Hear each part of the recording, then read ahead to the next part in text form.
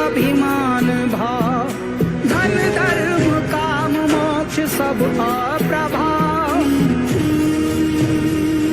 मदन राग गुण दोष विषया पर्यंता, जगत चेतना अनादि अनंता। जगत चेतना अनादि अनंता। मैं पुण्य न पाप सुख दुख से विलग हूँ, न मंत्र न ज्ञान न तीर्थ और यज्ञ हूँ।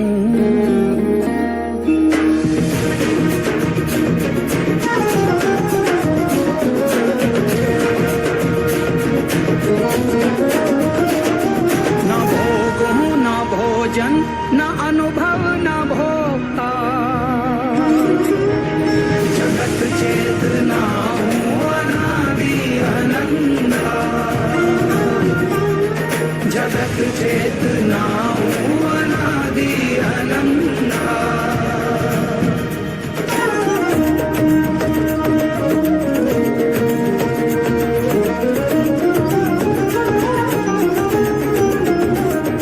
ना मृत्यु का भय न मत भेद जाना, न मेरा पिता माता मैं हूँ अजन्मा।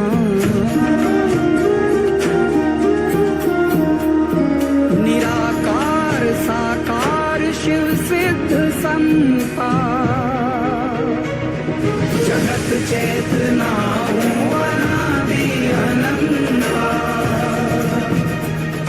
जगत चेतना हूँ अनादि अनंता।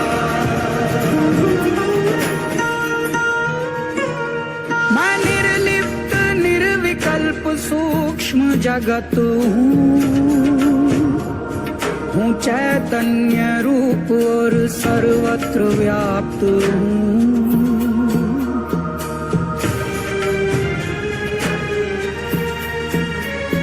मैं हूँ भी नहीं और कण कण रमन का। जगत चेतना हूँ अनादि अनंता। जगत चेतना हूँ अनादि अनंता। ये भौतिक चराचर ये जगमग अंधेरा, ये उसका ये इसका ये तेरा ये मेरा। ये आना ये जाना लगाना है फेरा। ये नश्वर जगत थोड़े दिन का है डेरा।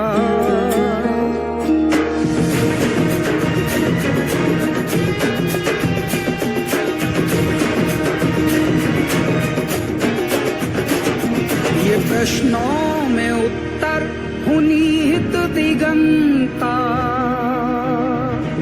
जगत चेतना हूँ अनादि अनंता। जगत चेतना हूँ अनादि अनंता।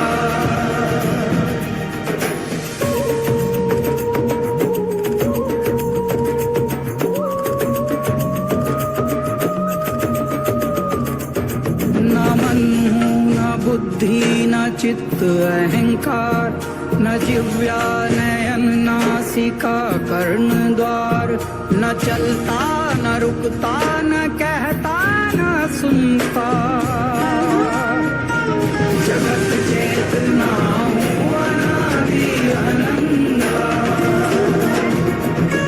जगत चेतना हूँ अनादि अनंता।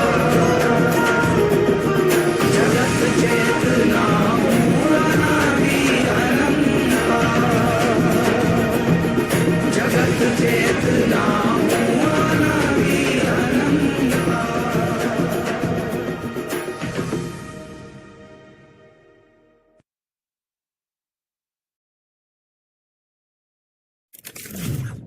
दोस्तों आज इस वीडियो में हम बात करेंगे वेट लॉस के बारे में, यानी कि वज़न कम करने के बारे में। ये वीडियो नॉर्मल वीडियो नहीं है, पूरा का पूरा न्यूट्रिशनल नॉलेज है जिसमें हम वेट लॉस के बेसिक से एडवांस तक समझेंगे। इस वीडियो में मैं साइंटिफिक नॉलेज के साथ में अपना पर्सनल अनुभव भी आपके साथ शेयर करूंगा और एक भी लाइन अननेसेसरी नहीं बोली जाएगी जिससे कि आपका टाइम वेस्ट हो। तो सबसे पहले हम समझते हैं कि वज़न कैसे बढ़ता है। दोस्तों आपने कैलोरी शब्द सुना होगा। हमारे खाने पीने की सभी चीज़ों में कैलोरी होती है। एक्चुअली कैलोरी एक यूनिट होती है जो खाने पीने में मौजूद एनर्जी को मेज़र करती है। जिस भोजन में जितनी ज़्यादा कैलोरी होती है उसमें उतनी ही ज़्यादा एनर्जी होती है। दोस्तों हर एक व्यक्ति की मिनिमम एनर्जी रिक्वायरमेंट भी अलग अलग होती है, जिसे बीएमआर यानी कि बेसल मेटाबॉलिक रेट कहा जाता है। इसका मतलब जब आप कुछ भी नहीं कर रहे होते हैं, पूरा दिन सोफे पर पड़े रहोगे, उस अवस्था में हमारे शरीर को जो एनर्जी लगेगी या फिर हमारा शरीर जिस एनर्जी को यूटिलाइज करेगा उसे बेसल मेटाबॉलिक रेट कहा जाएगा। क्योंकि हमारे शरीर को चलाने के लिए, जैसे कि श्वास लेना, हार्ट को धड़काना, ब्लड को सर्कुलेट करना, न्यू सेल्स के निर्माण के लिए, टेम्परेचर को रेगुलेट करने के लिए और टूट फूट की रिपेयरिंग करने के लिए हमारे शरीर को एनर्जी की आवश्यकता होती है, यानी कि कैलोरी की आवश्यकता होती है। और ये बेसल मेटाबॉलिक रेट भी हर एक व्यक्ति का अलग अलग होता है, जो कि जेंडर, हाइट, वेट और एज पर निर्भर करता है। जैसे अगर किसी व्यक्ति की हाइट या फिर वेट ज़्यादा होगा तो ऑब्वियसली मांसपेशियाँ भी बहुत ज़्यादा होगी, ओवरऑल बॉडी स्ट्रक्चर ज़्यादा होगा, तो उस व्यक्ति का शरीर उतनी ही ज़्यादा ऊर्जा की खपत करेगा। इसलिए आपने देखा होगा कि कम हाइट वाले लोगों का वज़न तेज़ी से बढ़ता है ज़्यादा हाइट वाले लोगों की तुलना में। दोस्तों अगर हम एक रफ एस्टिमेट निकालें और इन सभी फैक्टर्स को इंक्लूड कर दें तो एक व्यक्ति को एक दिन में 1200 से 1800 कैलोरी की ज़रूरत होती है। आप कुछ भी मत करो फिर भी ज़िंदा रहने के लिए आपके शरीर को 1200 से 1800 कैलोरी की ज़रूरत होती ही है। उसे ही हम बेसल मेटाबॉलिक रेट बोलते हैं। आप बेसल मेटाबॉलिक रेट को बीएमआर कैलकुलेटर से कैलकुलेट भी कर सकते हैं, जिसमें आपको अपनी एज, हाइट, वेट और जेंडर लिखकर कैलकुलेट कर देना है।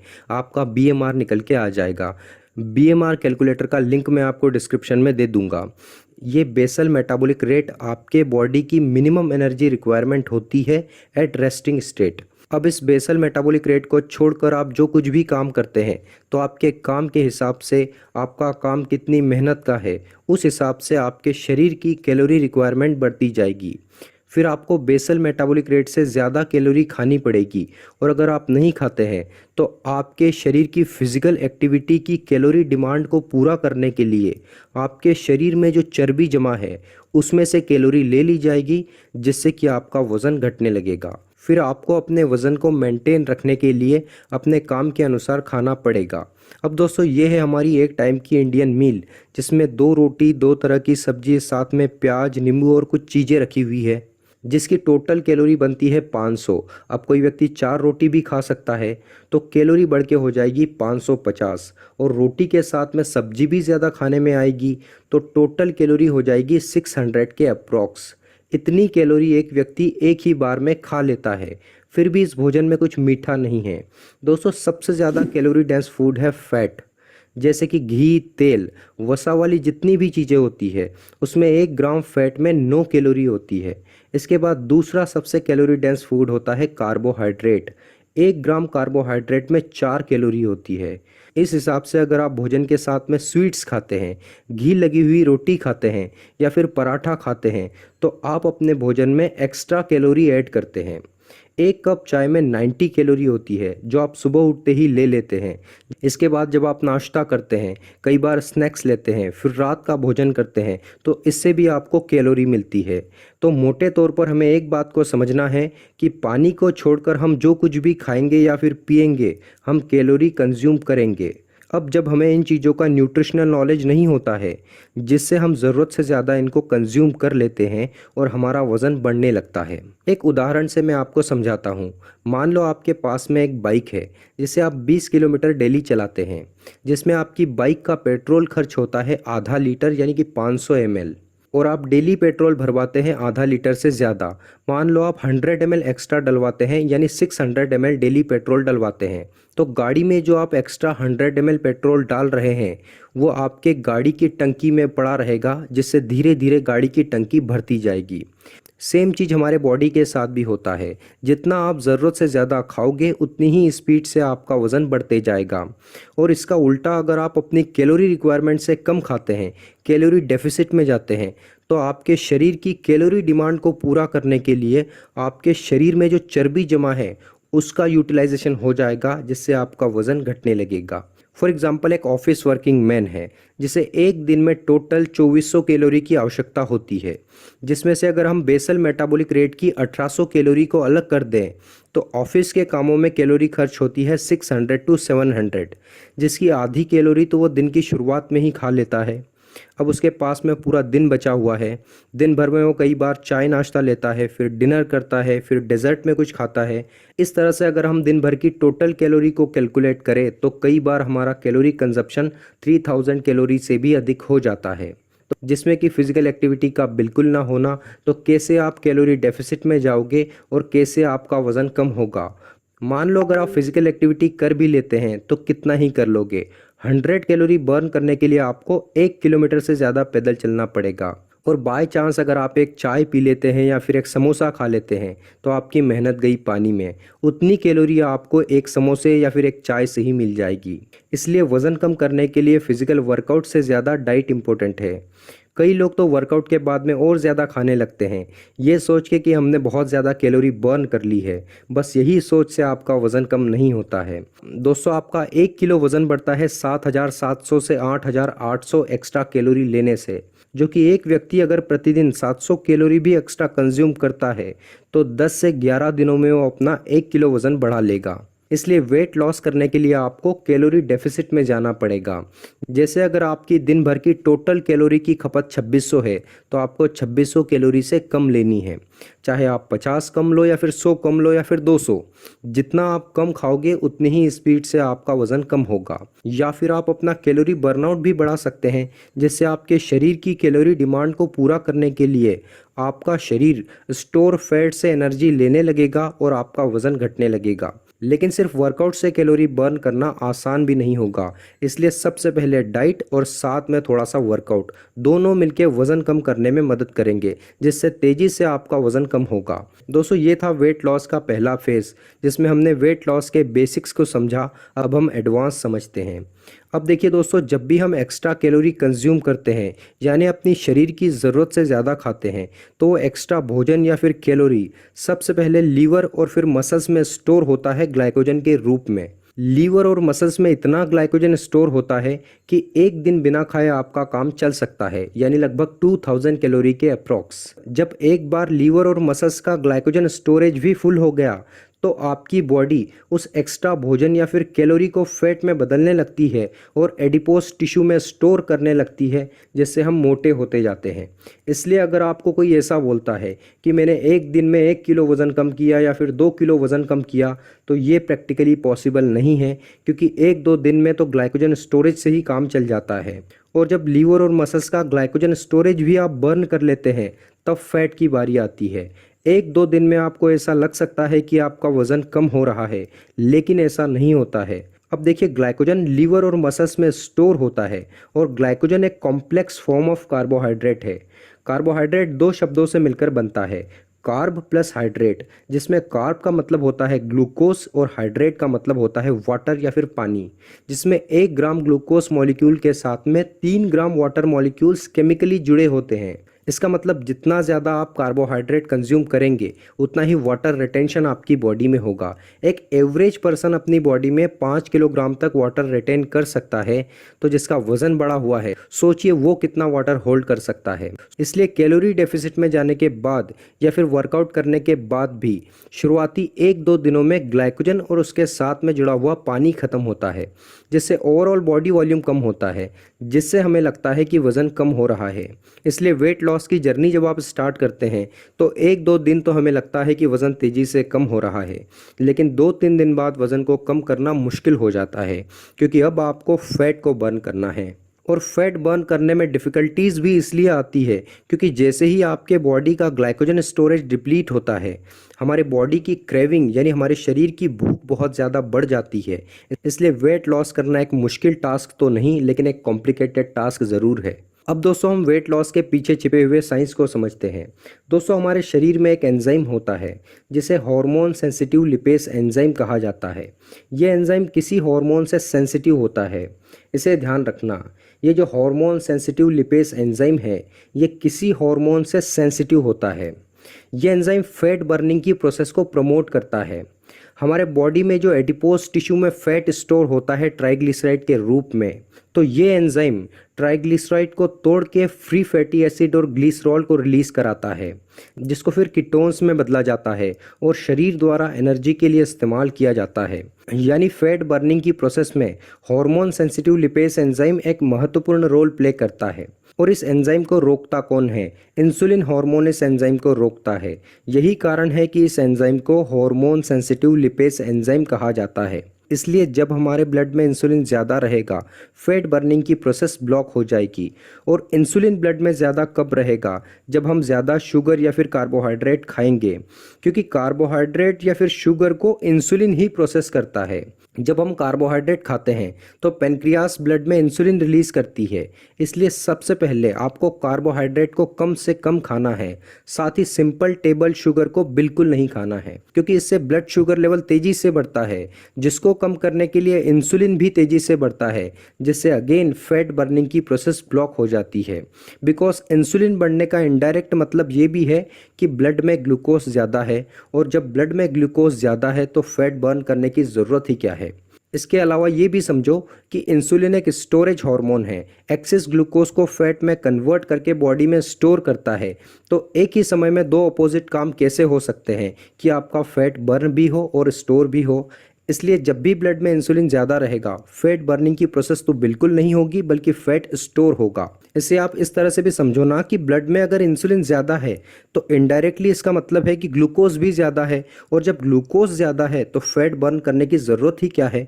हमारा शरीर ग्लूकोज से ही एनर्जी ले लेगा, फैट को बर्न करने की ज़रूरत ही नहीं पड़ेगी। साथ ही इंसुलिन की उपस्थिति में फैट को बर्न करने वाला हार्मोन और अलग से सप्रेस हो जाएगा। इसलिए वजन कम करने का यह गुड रहस्य है कि आपको अपना ब्लड इंसुलिन लेवल कम से कम रखना पड़ेगा। इसके लिए आपको कार्बोहाइड्रेट कम से कम खाना पड़ेगा और शुगर को कंप्लीटली बंद कर देना पड़ेगा। नंबर 2, आपको फ्रीक्वेंट ईटिंग से बचना है, बार बार खाने से बचना है। आजकल लोग दिन में कई बार थोड़ा थोड़ा कुछ न कुछ खाते रहते हैं, जिससे क्या होता है कि जितनी बार आप मुंह में कुछ डालते हैं उतनी ही बार इंसुलिन बढ़ता है और लगातार इंसुलिन हाई रहता है, क्योंकि जैसे ही आप फूड मुंह में डालते हैं उसके लगभग 1 घंटे बाद आपका ब्लड शुगर लेवल बढ़ता है।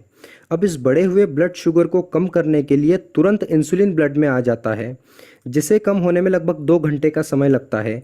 अब 2 घंटे पूरे भी नहीं होते हैं कि आप फिर से कुछ न कुछ खा लेते हैं, जिससे कि लगातार शुगर और साथ में इंसुलिन ज़्यादा रहता है और फैट बर्निंग रुक जाती है। साथ ही फ्रीक्वेंट ईटिंग से टाइप 2 डायबिटीज़ और इंसुलिन रेजिस्टेंस होने का खतरा भी बढ़ जाता है। आप टाइप 2 डायबिटीज़ और इंसुलिन रेजिस्टेंस के पेशेंट को देखोगे तो आप पाओगे कि उनका वेट हमेशा बड़ा ही होता है। इसलिए आपको एक बार भोजन करने के बाद में बार बार स्नैकिंग नहीं करनी है। यहाँ पर कैलोरी रिस्ट्रिक्शन की बात मैं नहीं कर रहा हूँ। जब आप फ्रीक्वेंट ईटिंग नहीं करोगे तो आपका ब्लड शुगर लेवल स्टेबलाइज रहेगा और आपको बार बार भूख नहीं लगेगी। एक्चुअली फ्रीक्वेंट ईटिंग यानी बार बार खाने से आपका ब्लड शुगर लेवल फ्लक्चुएट होता है, जिससे बार बार ब्लड में हाइपोग्लाइसेमिक सिचुएशन पैदा होती रहती है और फिर बार बार आपको फूड की क्रेविंग होती रहती है। नंबर 3, आपको इंटरमिटेंट फास्टिंग करनी है। दोस्तों इंटरमिटेंट फास्टिंग आपके भोजन करने का एक पैटर्न है, और intermittent fasting one of the most important factor है जब हम वेट लॉस करने की बात करते हैं तब। जैसे हमने पहले बात की थी कि इंसुलिन की उपस्थिति में फैट बर्निंग की प्रोसेस बंद हो जाती है। एक्चुअली इंटरमिटेंट फास्टिंग का प्रिंसिपल सिंपली ये है कि आपको अपना ब्लड इंसुलिन लेवल कम से कम रखना है, क्योंकि इंसुलिन कम रहेगा तभी फैट बर्निंग हो पाएगी और तभी आपका वजन कम होगा। क्योंकि होता क्या है, जब आप दिन में 5-6 बार खाते हैं जिससे आपका इंसुलिन लेवल लगातार हाई रहता है, और फास्टिंग करके आप इस इंसुलिन के स्पाइक से बच सकते हैं। तो आपको 16 घंटे की फास्टिंग करनी है, जिसमें आपका 8 घंटे का ईटिंग विंडो रहेगा। इंटरमिटेंट फास्टिंग का भी आसान तरीका मैं आपको बताता हूँ। दोस्तों सुबह उठते ही आपके दिन की शुरुआत बिना चाय और नाश्ते से होनी चाहिए। चाय की जगह पर आप गर्म पानी में नींबू डालकर पी सकते हैं, यह आपके मेटाबॉलिज्म को भी बूस्ट करेगा।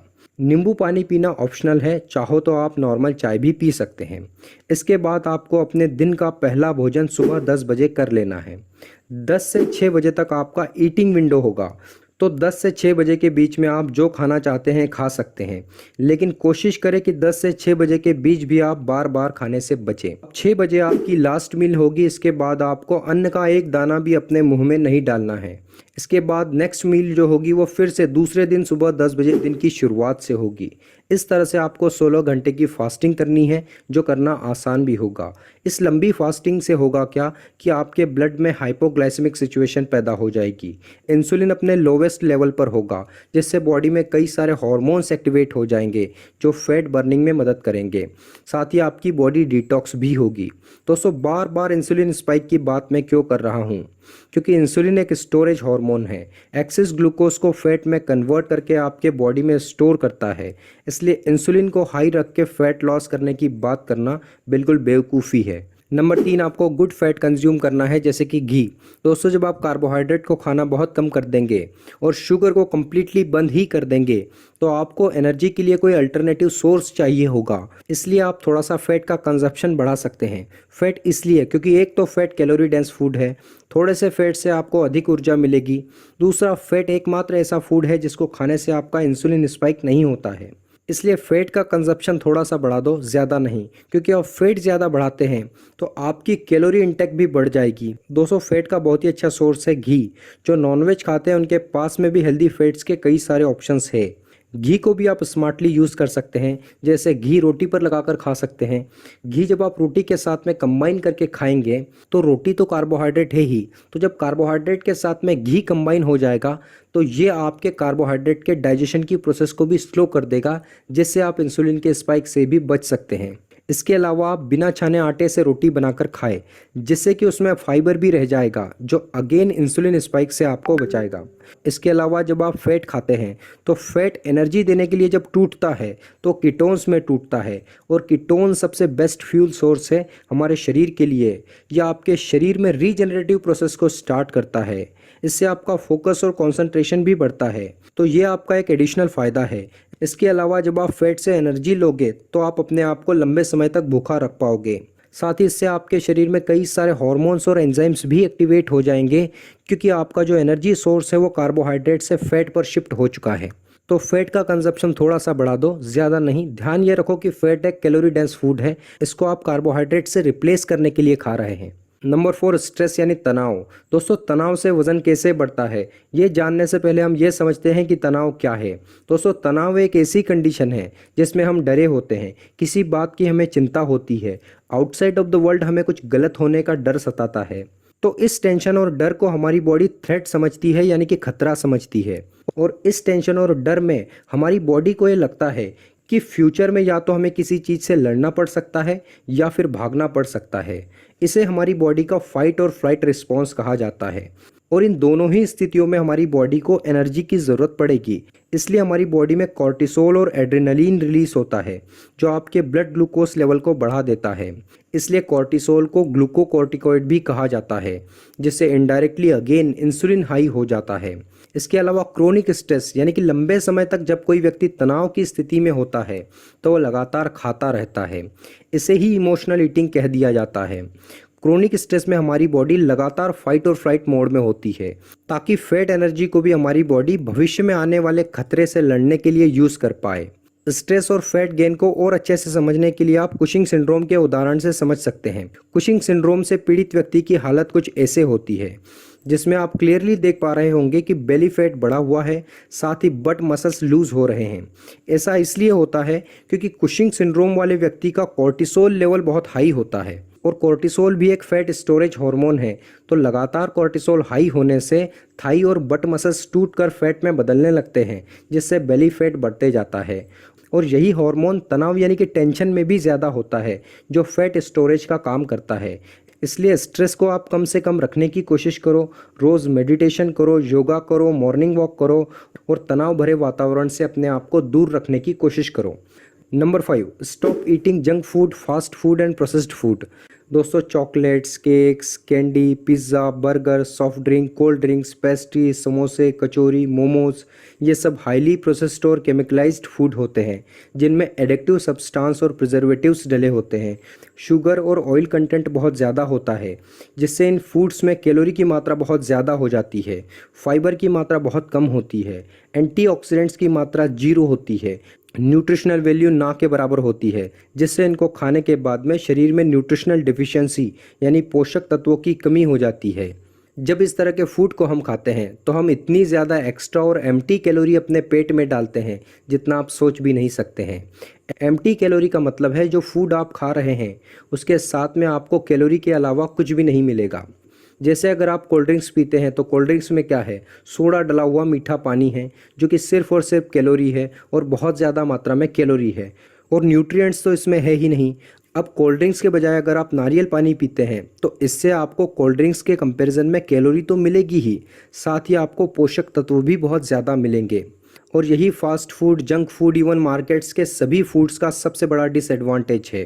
दोस्तों, एक बर्गर में 350 कैलोरी होती है, एक सिंगल समोसे में 200 से ज़्यादा कैलोरी होती है, एक पिज़्ज़ा में 400 कैलोरी होती है, एक कोल्ड ड्रिंक्स में 140 कैलोरी होती है, एक चाय जिसे आप दिन में 4-5 बार पी लेते हैं और काउंट भी नहीं करते हैं उसमें 90 कैलोरी होती है, 10 रुपये के एक चिप्स के पैकेट में 150 कैलोरी होती है, एक सिंगल मोमो में 50 से 100 कैलोरी होती है, डिपेंड करता है कि आप स्टीम खा रहे हैं या फिर फ्राइड। तो इन चीज़ों के प्रति आपकी अवेयरनेस होना बहुत ज़रूरी है। इनसे कई बार आप इतनी कैलोरी कंज्यूम कर लेते हैं जितना कि आप एक टाइम के भोजन से भी नहीं ले पाते हैं। दूसरा, इनमें हाई कार्बोहाइड्रेट होता है, तो इनको खाने से इंसुलिन भी बहुत तेज़ी से बढ़ता है, और जब तक ब्लड में इंसुलिन हाई है दैट मीन्स ग्लूकोज भी ज़्यादा है, और ग्लूकोज ज़्यादा है तो फैट को बर्न करने की आवश्यकता ही नहीं है। साथ ही ऐसे में आपकी बॉडी फैट को स्टोर करती है। साथ ही ऐसा फूड खाने से आपको भूख बहुत ज़्यादा लगती है, क्योंकि जब पहली बार आप ऐसा फूड खाते हैं तो बार बार आपका ग्लूकोज बढ़ता है, और ग्लूकोज को कम करने के लिए इंसुलिन भी तेज़ी से बढ़ता है, जिससे कुछ समय बाद ब्लड शुगर लेवल में तेज़ी से ड्रॉप आता है और आपके ब्लड में हाइपोग्लाइसेमिक सिचुएशन पैदा हो जाती है, यानी ग्लूकोज नॉर्मल से भी कम हो जाता है, जिससे आप लो एनर्जी फील करते हैं, तो अगेन आपको फूड की क्रेविंग होने लगती है।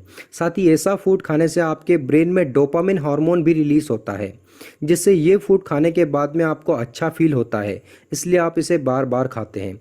दूसरा, इनमें फ्लेवर इन्हांसर और एडिक्टिव सब्सटेंस डले होते हैं जैसे मोनोसोडियम ग्लूटामेट, इसलिए ये फूड इतने ज़्यादा एडिक्टिव होते हैं और इनको खाने की आपको बार बार तीव्र इच्छा होती है।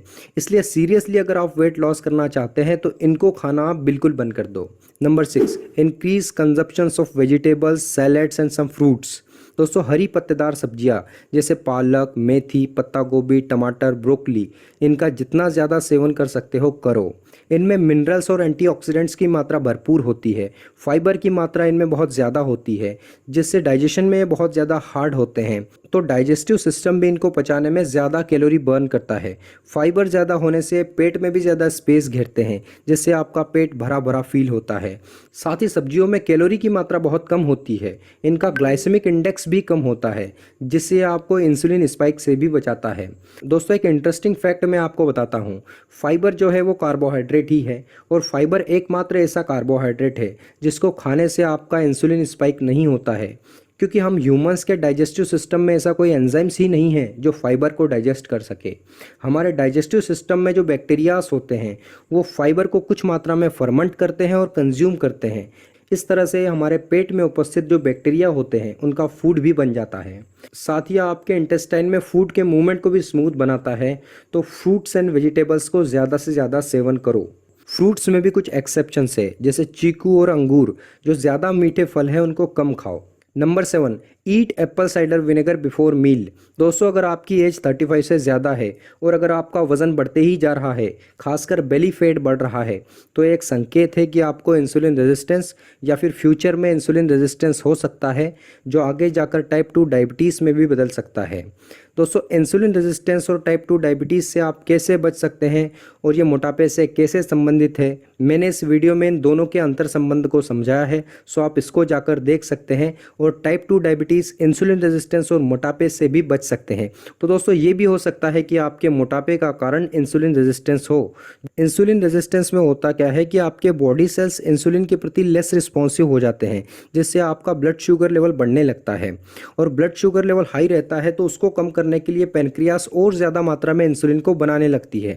इसलिए इंसुलिन रेजिस्टेंस के पेशेंट्स में नॉर्मल से 6 से 7 गुना ज़्यादा इंसुलिन रहता है, जो मोटापे का सबसे बड़ा कारण बनता है। तो अगर आप भोजन से पहले एप्पल साइडर विनेगर यानी कि सेब का सिरका 1 से 2 चम्मच पानी में मिला के भोजन से पहले ले लेते हैं, तो विनेगर में उपस्थित एसिडिक एसिड आपके मसल्स का ग्लूकोज अपटेक बढ़ा देता है, जिससे आपके मसल्स ग्लूकोज को एफिशिएंटली यूज़ करते हैं। यानी आपके बॉडी सेल्स को इंसुलिन रेजिस्टेंस से इंसुलिन सेंसिटिव बनाता है। दूसरा, विनेगर में उपस्थित एसिडिक एसिड आपके पेट में अल्फा एमिलेस एंजाइम की एक्टिविटी को भी स्लो कर देता है, और अल्फा एमिलेस एंजाइम कार्बोहाइड्रेट को ग्लूकोज में बदलता है। तो जब अल्फा एमिलेस एंजाइम की एक्टिविटी स्लो हो जाती है तो कार्बोहाइड्रेट को ग्लूकोज में बदलने में टाइम लगता है, जिससे कि ग्लूकोज स्पाइक से 50% तक बचा जा सकता है, जिससे आप इंसुलिन के स्पाइक से भी बच सकते हैं, जो आपके मोटापे को कम करने में बहुत ही इंपॉर्टेंट रोल प्ले करेगा। तो एप्पल साइडर विनेगर को भी लेना आप शुरू करें। Number 8, sleep. दोस्तों फैट बर्न करने के लिए अच्छी नींद लेना बहुत ज़रूरी है। हमारे शरीर में मैक्सिमम फैट बर्निंग की प्रोसेस सोते समय होती है। जब हम सोते हैं तो सोते समय हम नींद की 4 स्टेजेस से गुजरते हैं, जहां पर अलग अलग समय पर अलग अलग हार्मोन्स हमारे शरीर में रिलीज होते हैं। मोटे तौर पर स्लीप 2 तरह की होती है। एक है रैम स्लीप यानी रैपिड आई मूवमेंट स्लीप। इस तरह की स्लीप में हम नींद में तो होते हैं लेकिन गहरी नींद में नहीं होते हैं। नींद में कुछ सपने चल रहे होते हैं, अंदर ही अंदर आंखों की पुतलियां हिल रही होती है, इसलिए इसे रैपिड आई मूवमेंट स्लीप भी बोलते हैं। दूसरी है नॉन रैम स्लीप यानी डीप स्लीप, जिसमें कोई सपने नहीं होते हैं, आई मूवमेंट भी नहीं होता है। इसे डेल्टा वेव डीप स्लीप कहा जाता है। जब हम इस तरह की डीप स्लीप में होते हैं तभी हमारी बॉडी में मैक्सिमम फैट बर्निंग होती है। अब दोस्तों इस फिनोमेनन को हम सभी जानते हैं कि जब हम वर्कआउट करते हैं जिससे हमारी बॉडी की कैलोरी बर्न होती है और वेट लॉस होता है। इसको समझने के लिए आप एक काम करो कि वर्कआउट से पहले अपना वज़न कर लो, और फिर वर्कआउट आपको जितनी करनी है 1 घंटा 2 घंटा 3 घंटा उतनी वर्कआउट करो, और उसके बाद में फिर से अपने वज़न को करो। आपको अपने वज़न में कोई भी डिफरेंस नहीं दिखेगा, जबकि टेक्निकली वर्कआउट करने के बाद में कैलोरी बर्न करने के बाद में आपका वज़न कम होना चाहिए था। तो कभी भी फैट बर्निंग की प्रोसेस वर्कआउट के बाद में रिकवरी फेस में होती है, जब आप डीप स्लीप में होते हैं। इसे भी समझने के लिए आप प्रैक्टिकली सोने से पहले और सोने के बाद में अपना वज़न कर सकते हैं। सोने के बाद आपको अपने वज़न में सिग्निफिकेंट डिफरेंस दिखेगा। रीज़न यह है कि दिन के समय हम कुछ कर रहे होते हैं, स्ट्रेस से गुजरते हैं, इसलिए बॉडी को क्विक एनर्जी की ज़रूरत पड़ती है। इसलिए हमारा शरीर शुगर फ्यूल को यूज़ करता है, जो ग्लूकोज के रूप में हमारे शरीर में रिजर्व है। लेकिन सोते समय डीप स्लीप में हमारे शरीर में ग्रोथ हार्मोन रिलीज होता है, जो फैट बर्निंग की प्रोसेस को प्रमोट करता है। साथ ही दिन में हम कुछ ना कुछ खाते हैं, जिससे ब्लड इंसुलिन लेवल कम से कम हो जाता है। तो डीप स्लीप के साथ साथ में लो इंसुलिन भी ग्रोथ हार्मोन के प्रोडक्शन को प्रमोट करता है। And remember, growth hormone is the key hormone to burn fat. दोस्तों ग्रोथ हार्मोन ही वो हार्मोन है जो सोते समय मैक्सिमम फैट बर्निंग करवाता है। दिन में जो आप एक्सरसाइज करते हैं या फिर काम करते हैं, उससे हमारे शरीर में कई सारी इंटरनल इंजरीज होती है, टूट फूट होती है, मसल ब्रेकडाउन्स होते हैं। तो इसकी रिपेयरिंग का काम सोते समय डीप स्लीप में ग्रोथ हार्मोन्स द्वारा कराया जाता है, जिससे आपके शरीर की फैट एनर्जी बर्न होती है। तो अच्छी डीप स्लीप लेना भी बहुत ज़रूरी है। अच्छी नींद के लिए आप मेडिटेशन करो, योगा करो, तनाव भरे वातावरण से दूर रहो। दूसरा, सोते समय अपने रूम को कूल और डार्क रखने की कोशिश करो। डार्कनेस में स्लीप हार्मोन मेलाटोनिन रिलीज होता है, और मेलाटोनिन ग्रोथ हार्मोन के प्रोडक्शन को ट्रिगर करता है। साथ ही इससे आपको नींद भी अच्छी आती है। इसके अलावा सुबह और शाम की हल्की धूप में रहो। धूप में जो इंफ्रारेड है वो आपके शरीर पर जब पड़ती है तो इससे नेचुरली आपके शरीर में मेलाटोनिन हार्मोन बढ़ता है। इसके अलावा आप फायरप्लेस के पास में भी बैठ सकते हैं, जो कि मेलाटोनिन के प्रोडक्शन को बढ़ाने का काम करती है। Number 9, exercise. दोस्तों बहुत से लोग वेट लॉस में एक्सरसाइज को प्रायोरिटी देते हैं, लेकिन यकीन मानिए वेट लॉस में एक्सरसाइज का रोल सिर्फ 20% होता है। 80% रोल होता है डाइट का और न्यूट्रिशनल नॉलेज का। अगर न्यूट्रिशनल नॉलेज आपके पास में सही है तभी आप एक्सरसाइज से फ़ायदा उठा पाओगे। अब एक्सरसाइज में आपको वॉकिंग, रनिंग के साथ साथ में हाई इंटेंसिटी एक्सरसाइज भी करनी है।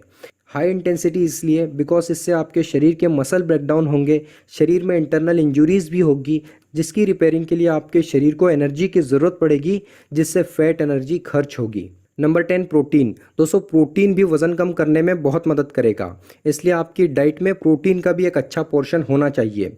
देखिए प्रोटीन आपके शरीर का बिल्डिंग मटेरियल है, जिससे आपके मसल्स बनते हैं, और मसल सेल्स आपके शरीर के सबसे एक्टिव सेल्स होते हैं जो आपके शरीर की सबसे ज़्यादा कैलोरी कंज्यूम करते हैं।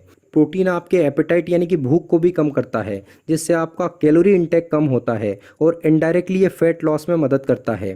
प्रोटीन दूसरे फूड के कंपैरिजन में डाइजेशन में भी हार्ड होता है, जिससे आपका डाइजेस्टिव सिस्टम भी ज़्यादा कैलोरी बर्न करता है। और वेट लॉस को लेके एक बात हमेशा ध्यान में रखो, weight loss means fat loss. Protein तो हमारे शरीर का कंस्ट्रक्टिव मटेरियल है, उसे तो हमें हमेशा ज़्यादा ही खाने की कोशिश करनी चाहिए।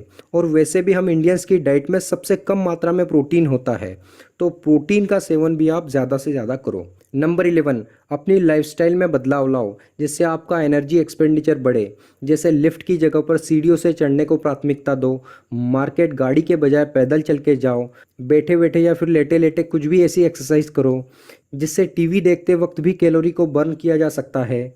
इसके अलावा हैंड ग्रिप का भी इस्तेमाल आप कर सकते हैं, जिससे बैठे बैठे आप कैलोरी एक्सपेंडिचर को बढ़ा सकते हैं।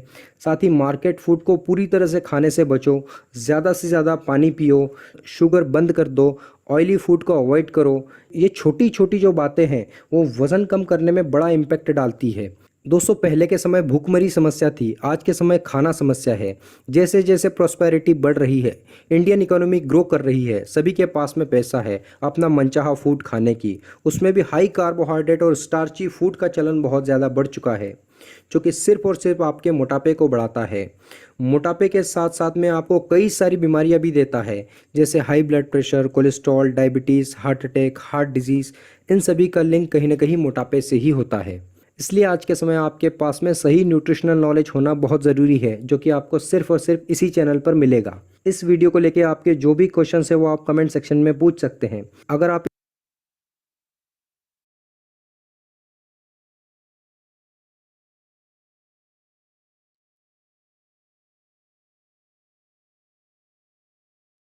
Happy morning all of you. Yes, बहुत बढ़िया। हमें तो आज बहुत बढ़िया मालूमात मिली है। यस, तो चलो, आज हम नवरात्रि का दूसरा दिन है। दूसरा दिन के लिए हम वर्कआउट के लिए जाएंगे। सब जनों पोजीशन लेके हमारा एनर्जी ड्रिंक लेके रेडी रह जाइए। यस, चलो फटाफट।